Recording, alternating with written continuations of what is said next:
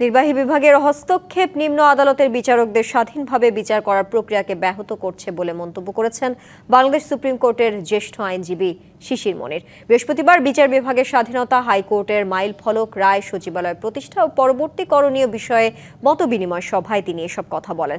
আরও বলেন, 18 কোটি মানুষের জন্য মাত্র 2197 জন বিচারক রয়েছে। তাই বিচার বিভাগকে নির্বাহী প্রভাব মুক্ত করা, পর্যাপ্ত সংখ্যক বিচারক নিয়োগ সহ একটি স্বাধীন ও জনগণের প্রতি দায়বদ্ধ বিচার ব্যবস্থা গড়ে তোলা অপরিহার্য। আমাদের জুরিসপ্রুডেন্সে সবসময় বলা হচ্ছে যে 116 ইজ দ্য স্টাম্বলিং ব্লক।